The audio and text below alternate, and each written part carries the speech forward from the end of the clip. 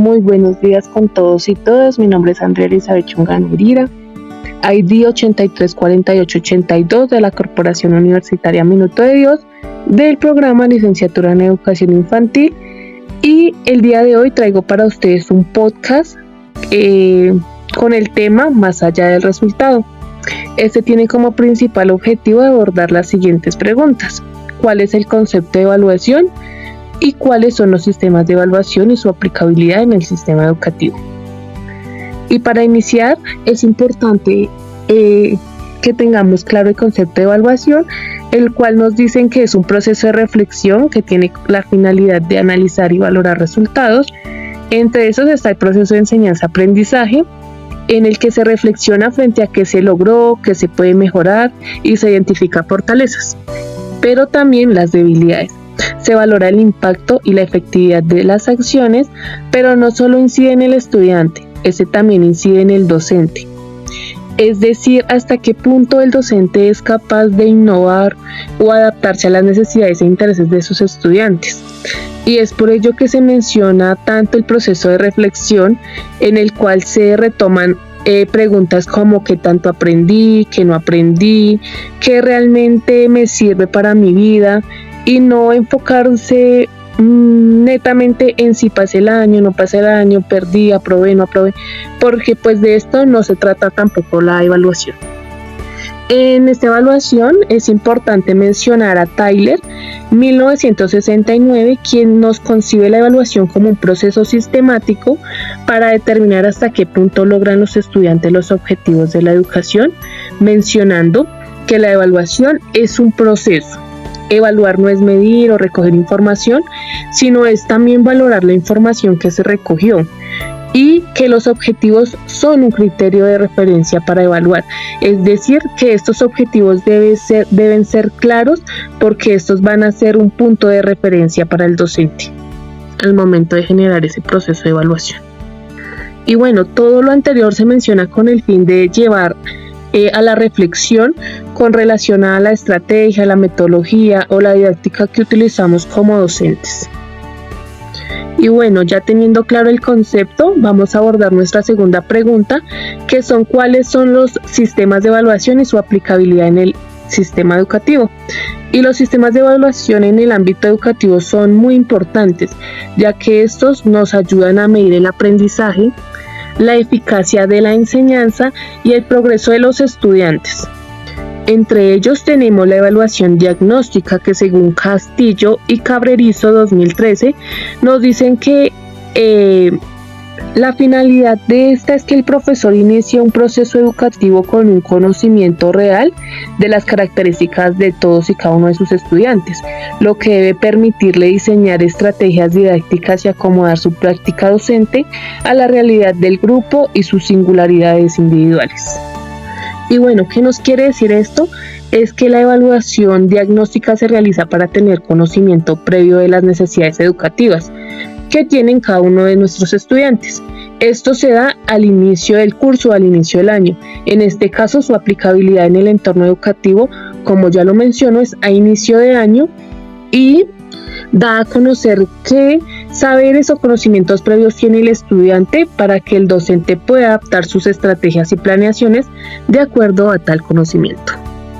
Enseguida tenemos la evaluación formativa, donde Pasek y Mejía 2017, página 178, reconocen la evaluación formativa como un proceso idóneo, pues mejora el proceso de aprendizaje, permite el monitoreo y la retroalimentación.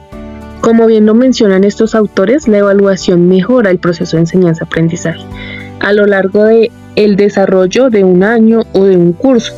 proporcionando una retroalimentación de manera continua, tanto para estudiantes como para el mismo docente. Y su aplicabilidad en el entorno educativo se da mediante debates, actividades, discusiones, entre otras, las cuales les permitan a los estudiantes identificar esas áreas de mejora y a los maestros realizar ajustes pertinentes en su método de enseñanza. Y seguimos con la evaluación sumativa, que para Jimeno 1995, esta tiene el propósito de determinar niveles de rendimiento, decidir si se produce éxito o fracaso, hace referencia a un juicio final y global de un proceso que ha concluido y sobre el cual se emite una valoración terminal, tiene un carácter retrospectivo y sanciona lo que ha ocurrido, viéndolo desde el proceso final. En este caso, podríamos decir que la evaluación sumativa mide y califica el proceso de aprendizaje alcanzado por los estudiantes al final de un periodo específico. Por ejemplo, se podría decir que su aplicabilidad en el entorno educativo se da a través de los exámenes finales, proyectos finales, presentaciones, entre otros, utilizando estos para certificar el avance y por ende tomar decisiones. También tenemos la autoevaluación, que en palabras de Cavero y Gisbert 2002, la autoevaluación consiste en un conjunto de actividades autocorrectivas acompañadas de soluciones que permiten comprobar el tipo y grado de aprendizaje respectivo de los objetivos en la acción formativa. Generalmente la autoevaluación es formativa, pero también puede ser sumativa, nos dicen ellos dos. Es decir, que esta evaluación en el estudiante es quien da el valor de su propio aprendizaje y el progreso se basa en la reflexión autónoma, donde cada uno identifica áreas de mejora y por ende también establece sus propias metas de mejora, promoviendo una responsabilidad dentro de su proceso de aprendizaje.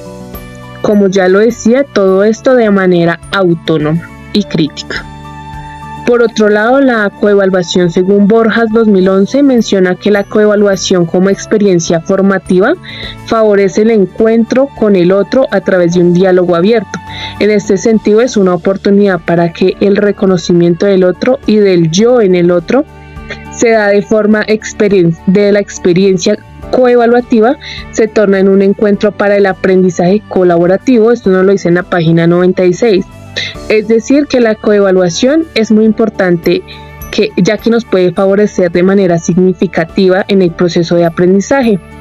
promoviendo la colaboración entre los estudiantes, también desarrollando habilidades sociales y pues por ende también llevándonos a una reflexión crítica donde se promueve una retroalimentación entre iguales, lo cual lo lleva a ser aún más significativo. Y bueno, finalmente y para cerrar tenemos la heteroevaluación, que según Casanova 1998, la heteroevaluación es una valoración que realiza una persona sobre otra y se miden cuestiones referentes a su trabajo, actitud, rendimiento, entre otras características. Es decir, que la heteroevaluación se hace importante en la medida en la que se ofrece una evaluación equilibrada y por ende también que sea constructiva para el aprendizaje, siendo esta un apoyo en el proceso de estudiantes y docentes, ya que su aplicabilidad puede ser evidenciada de manera constante al momento que el docente realiza una valoración sobre el rendimiento de su estudiante, pero también permitiendo que este docente ajuste estrategias de enseñanza en su práctica pedagógica. Y para cerrar a modo de reflexión este podcast, es importante mencionar que la evaluación como tal debe ser vista como un proceso multifacético y dinámico, el cual no solo mide el rendimiento académico, sino también es ese apoyo continuo en el aprendizaje, tanto del docente como del estudiante, y que más allá de una nota, también es un proceso de reflexión continuo que lleva a mejorar el proceso educativo, permitiendo que éste se dé de manera efectiva tanto en el estudiante como en el docente.